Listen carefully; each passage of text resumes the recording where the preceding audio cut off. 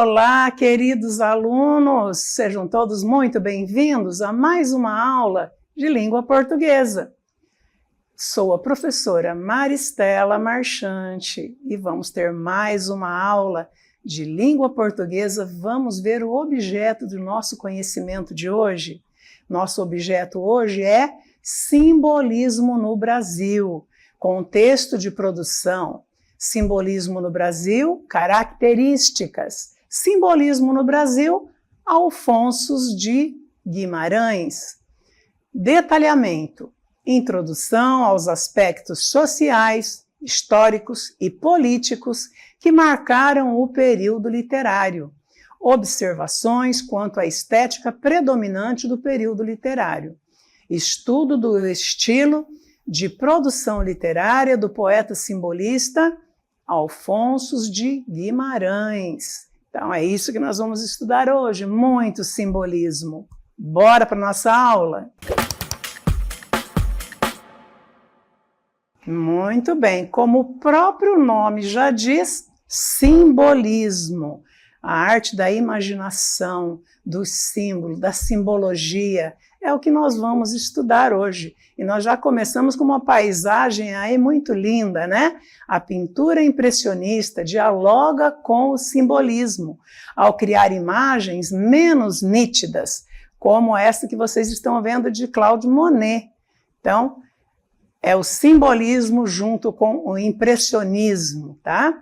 O simbolismo no Brasil, 1893-1902. É representado principalmente pelos autores Cruz e Souza, 1861 a 1898, e Alfonso de Guimarães, 1870 a 1921. Cruz e Souza, um dos poucos autores negros do século XIX, é identificado pela sua profundidade filosófica, angústia, metafísica e obsessão pela cor branca.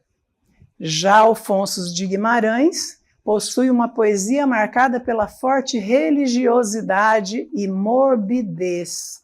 Então, Alfonso de Guimarães e Cruz e Souza são os poetas que mais marcaram o simbolismo no Brasil.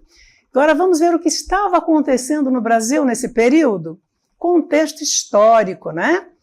Na segunda metade do século XIX, o capitalismo europeu deixava evidente a disparidade social. Então, a diferença social era gritante entre a elite econômica e o proletariado. Se de um lado a burguesia enriquecia, de outros trabalhadores viviam uma realidade de miséria, uma desorganização, uma desigualdade social muito grande no período.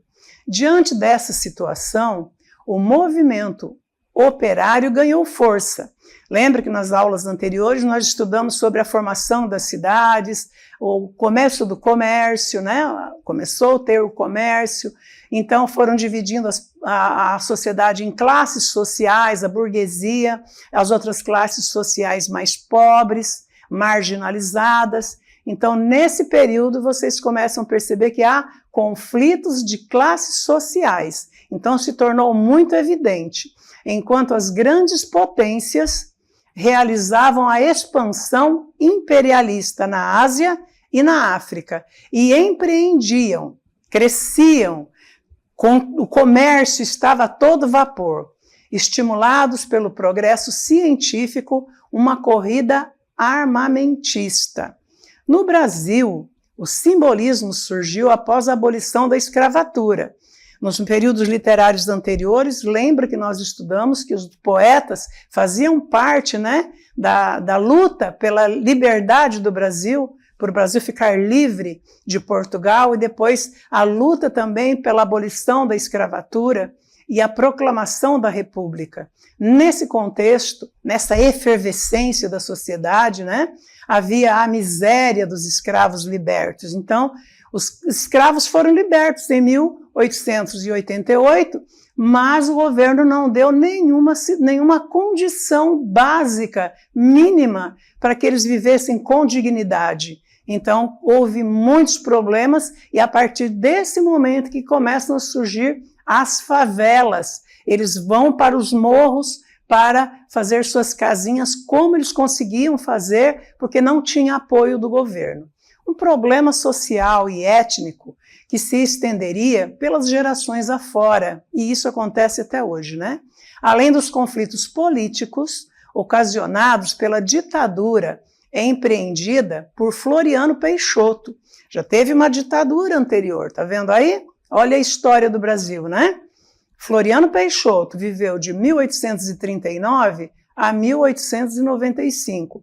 E essa ditadura durou de 1891 a 1894. Além do mais, no Nordeste, os problemas sociais relacionados à seca levaram à Guerra de Canudos. Vocês já ouviram falar da Guerra de Canudos? Lá no pré-modernismo, vocês vão estudar um pouco a respeito de Guerra de Canudos e vocês vão entender um pouco melhor a respeito disso. Assim, os artistas recorreram novamente à fuga da realidade. Se lá no romantismo havia a fuga da realidade, no realismo, os poetas queriam mostrar a situação real, a situação da sociedade, as mazelas da sociedade de forma real, com o pé no chão. No simbolismo, eles voltam para a fuga da realidade. Então, o simbolismo traz essa fuga também. A vida, como ela é, não interessava mais a esses artistas, nem a um povo cansado de tão dura realidade. Então, eles viviam uma situação tão difícil, era tão triste, eram pobres, miseráveis, esquecidos pelos líderes governamentais, que havia então aí o escapismo, a fuga da realidade, parecida com aquela característica do romantismo, mas por situações diferentes. Lá no romantismo era por amor, era por idealização, era por o sentimento do eu lírico, era a questão do poeta falando dele, né? Ele sendo introspectivo, né? Ele estava preocupado com sentimentalismo. Lá agora, no simbolismo, é a realidade que é cruel mesmo. A dificuldade financeira, as desigualdades sociais leva o povo e os poetas da época a fugir da realidade, né? Então, o simbolismo apresenta algumas características, vamos ver? Falta de confiança na realidade, que seria ilusória. Então, eles não confiam na realidade. A realidade para eles é ilusão, é ilusória. Eles não acreditam na realidade que eles estão vivendo. É uma insegurança, né? Grande. Isso gera uma insegurança. Segunda, oposição ao objetivismo. Lá no realismo, era o objetivismo que era a marca, né? Mestre do período literário. Então, eles tinham o objetivismo, mostrava a realidade como ela é, as pessoas com suas qualidades, mas também com seus defeitos. Isso é mostrar a realidade.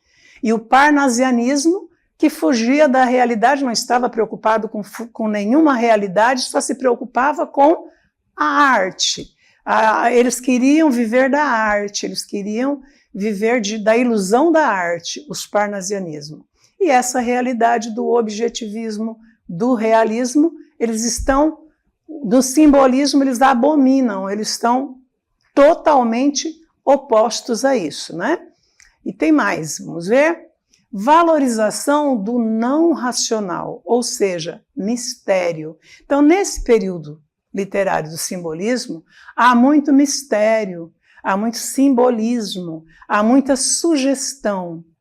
Há mais sugestão do que realidade. Então, é mais interessante sugerir do que falar. É mais interessante sugerir do que mostrar. Então, no simbolismo, é muito simbolismo e simbólico. É uma valorização do não racional, tá bom? Tem mais. apreço pelo não consciente. Então, o simbolismo, ele trabalha muito o subconsciente, ele trabalha muito o espiritual, o imaterial. E aí é que vem a questão do simbolismo, né? É o subjetivo que volta a fazer parte da característica. Então, ele sai da realidade e vai para o espiritual, diferente do romantismo. O romantismo é um subjetivismo ligado ao sentimentalismo, ao amor. No simbolismo, é um subjetivismo que vai ao encontro do espiritual, do imaterial, do sugestivo, da sugestão. Tá bom? Continuando, a crença na existência de um mundo ideal. Não começa novamente, então, ter aí um subjetivismo, uma idealização? Então, o sofrimento do povo daquela época, especialmente os escravos recém-libertos e sem nenhuma condição de ter uma vida digna, então eles começam a sonhar com uma vida, com um mundo ideal. Então ele começa a ter uma idealização de um mundo melhor, onde ele possa ser feliz, onde ele possa ser respeitado, onde ele possa ser reconhecido, né? E tem mais. Relação entre o mundo visível e o mundo das essências. Então é o mundo visível, então é uma relação entre o que é real e o que é ideal, aquilo que é idealizado. Então, vocês já perceberam que muitas vezes, não sei, algumas novelas, algumas histórias, alguns contos, alguns romances, a pessoa sofre tanto que ela começa a fantasiar. Já viram? É exatamente isso. Então ele sofre tanto, ele tem tantos aborrecimentos, ele tem tantos desgostos na vida dele, acontece tantas tragédias na vida dele, que ele começa a fugir da realidade e começa a fantasiar aquilo que ele gostaria que realmente fosse a vida dele. Baseado aí, tá bom? E também mais uma característica do simbolismo é o misticismo, a sondagem do eu, a valorização da intuição. Viram? Então, como que nós podemos ver? Misticismo, então, mistério. Simbolismo, mistério. Sondagem do eu. Então, é o eu, o introspectivo. O poeta vai olhar para ele mesmo, sondar ele mesmo.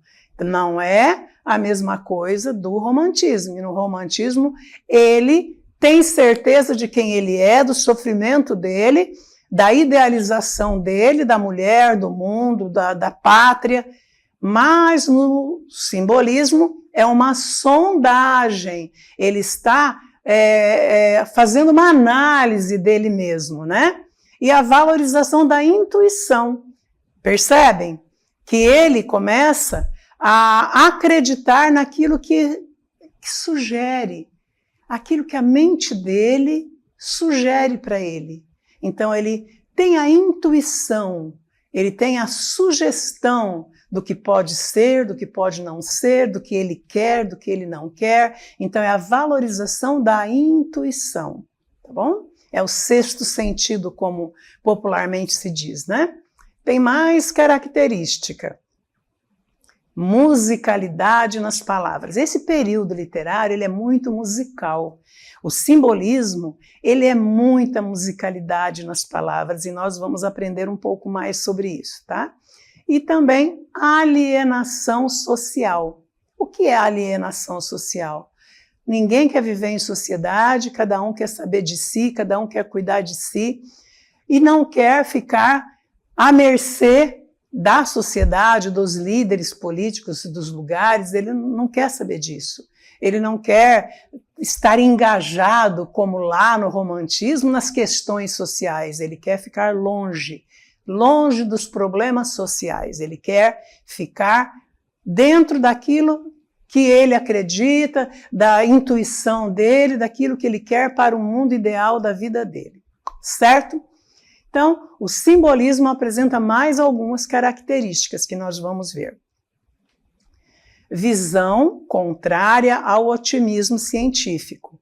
Lá no realismo, era uma visão de otimismo para o científico, né? Tudo que a ciência pudesse provar, analisar e comprovar era o que eles viviam. Então a ciência estava de vento em popa, né? Mas o simbolismo, por ele acreditar no misticismo, por ele acreditar na intuição, ele já vai ser realmente ter uma visão contrária à ciência. Ele tem mais tendência de acreditar nele mesmo do que na ciência. Vamos mais? Destaque para o abstrato.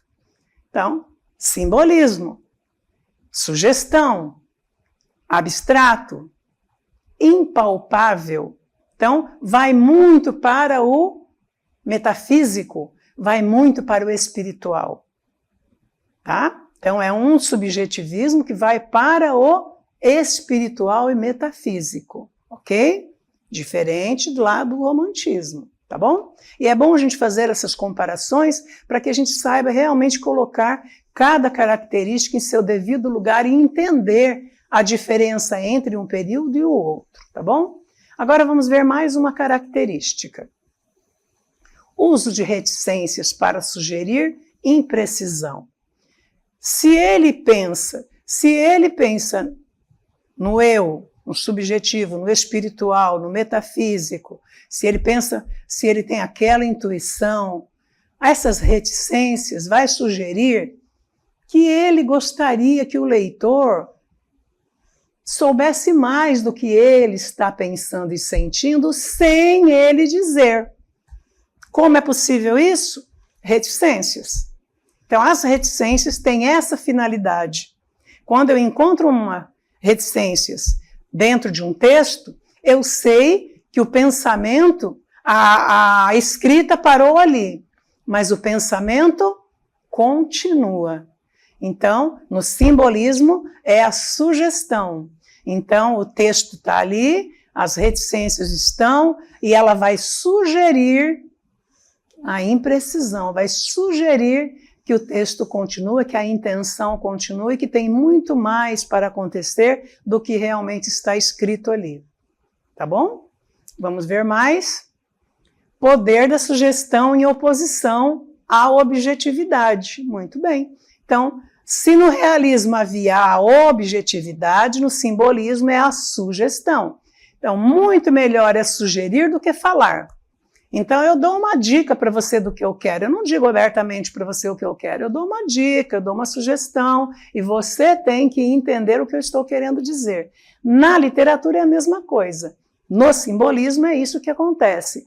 É o poder de sugerir, ao invés de falar abertamente, rasgado como lá no realismo. Lá no realismo, eles falavam abertamente de todas as mazelas da sociedade, né? De todos os problemas, de todas as desigualdades, os defeitos das pessoas, os erros que as pessoas cometiam.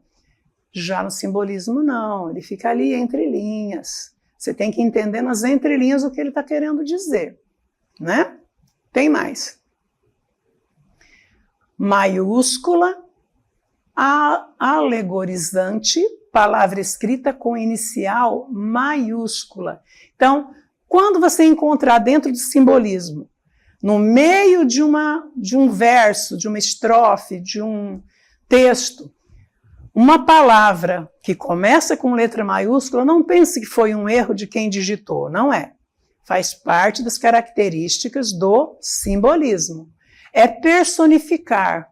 Se eu digo a palavra cadeira dentro do meu texto com uma letra maiúscula, não é uma cadeira qualquer. É uma cadeira que significa alguma coisa em especial. Então ela é escrita com letra maiúscula porque ela tem um valor, ela tem um peso diferente das outras palavras. Entendem? Continuando, também tem estímulo dos sentidos humanos. Outra figura de linguagem que nós vamos ver. a sinestesia. O que vem a ser a sinestesia? Os órgãos do sentido. Nós estudamos já figuras de linguagem, né? Então, os órgãos dos sentidos quais são? Visão, audição, tato, olfato e paladar. Então, na obra literária do simbolismo, vai aparecer muita mistura de órgãos do sentido, paladar com olfato, tato com paladar e etc. Então, é a mistura de órgãos do sentido para expressar o que ele está sentindo. Isto é sinestesia. Continuando, as palavras com maiúscula, alegorizante e as sensações são símbolos capazes de levar o leitor a ter contato com o plano das essências, ok? Então agora vamos falar um pouco sobre o poeta de hoje, Alfonso de Guimarães. Então ele nasceu em 1870 e viveu até 1921. Nascido em Ouro Preto, viveu em Mariana, onde escreveu sua obra. É Minas Gerais, tá? Ignorada por muitos, por vários anos. Sua poesia é marcada pela religiosidade. Apresenta uma linguagem mais suave em relação a Cruz e Souza, que nós ainda vamos estudar sobre ele.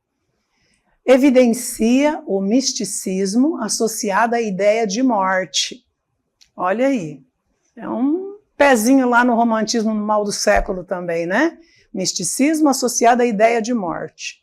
A temática da morte do ser amado é recorrente em seus textos. Então, nos textos dele, de Alfonso de Guimarães, há muita temática sobre morte nos textos dele, tá bom? Vamos ver as principais obras dele.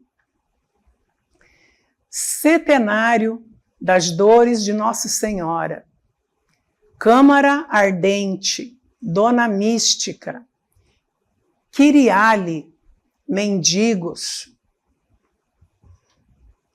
E a linguagem?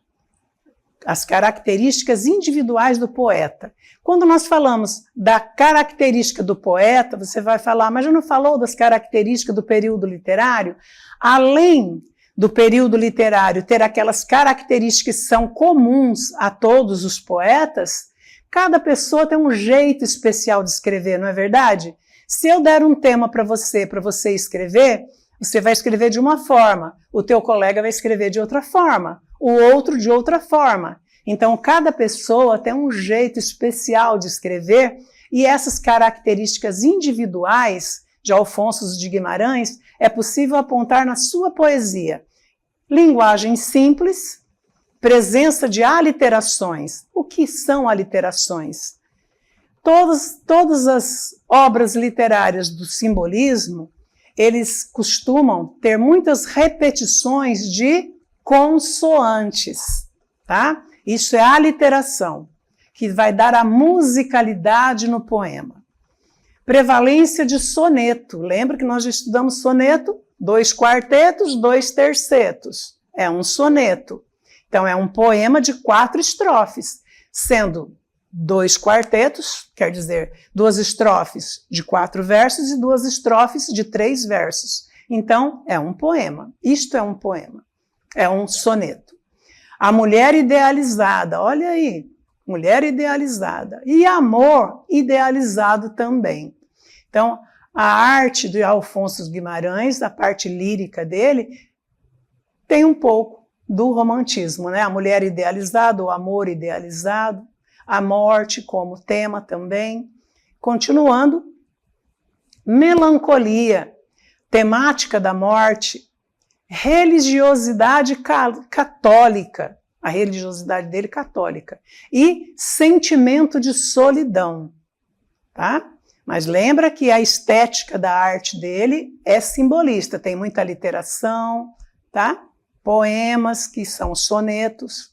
Seguintes tipos de versos. Os tipos de versos, forma fixa, que é uma herança lá do classicismo, lembra? Redondilhas, decassílabos e alexandrinos. O que é isso? São número de sílabas poéticas. Ele vai falar sobre o que ele quer, sobre o amor, sobre o que ele quer, mas ele conta as sílabas, tá bom? Então, vamos então ver mais um pouquinho uma análise do texto, do poema A Catedral. Então, vamos ver a análise. Poema A Catedral. O eu lírico recorre à sinestesia para refletir a dor do poeta. Então, a sinestesia é a mistura dos órgãos do sentido. Paladar com olfato, tato com audição, visão, tá bom? Então, vai mostrar Alfonso de Guimarães. Assim, o texto começa com a descrição do nascer do dia. O que mais? Vamos ver. Entre brumas, ao longe, surge a aurora.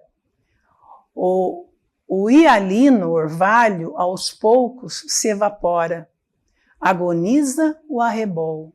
A catedral, ebúrnea, do meu sonho, aparece na paz do céu risonho, toda branca de sol. E o sino canta em lúgubres responsos. Pobre Afonsos, pobre Afonsos. Na sequência, a voz poética descreve a passagem do dia a partir da trajetória do astro glorioso, que segue a eterna estrada e novamente reproduz o som melancólico dos sinos da catedral. Entre brumas, a catedral ebúrnea do meu sonho, onde os meus olhos tão cansados ponho, recebe a bênção de Jesus. E o sino clama em lúgubres responsos. Pobre Afonsos, pobre Afonsos. Chega então o fim da tarde e outra vez os sinos tocam. A catedral ebúrnea do meu sonho aparece na paz do céu tristonho, toda branca de luar. E o sino chora em lúgubres responsos. Pobre Afonsos, pobre Afonsos. O céu é coberto de trevas quando cai a noite. O vento uiva, há relâmpagos no firmamento e mais uma vez é possível ouvir o triste som dos sinos. E a catedral ebúrnea do meu sonho afunda-se no caos do céu medonho, como um astro que já morreu, e o sino geme em lúgubres responsos. Pobre Afonsos, pobre Afonsos. Dessa forma, o eu lírico mostra em vários momentos do dia e o seu reflexo sobre a alma do poeta, a partir dos verbos canta, clama, chora e geme. Além disso, há sempre algo lúgubre, funesto, na voz do sino que sempre diz: pobre Afonsos, pobre Afonsos. É impressionante, né, o poema dele. Então você percebe que há uma mistura aí de sinestesia, de órgãos do sentido, né? E traz também o texto, o poema, de forma fixa. Você percebe que é trabalhada todas as rimas de forma rica e rígida. É uma forma fixa, que é uma herança lá do período do classicismo, né? Espero que vocês tenham gostado da nossa aula de hoje e até a próxima.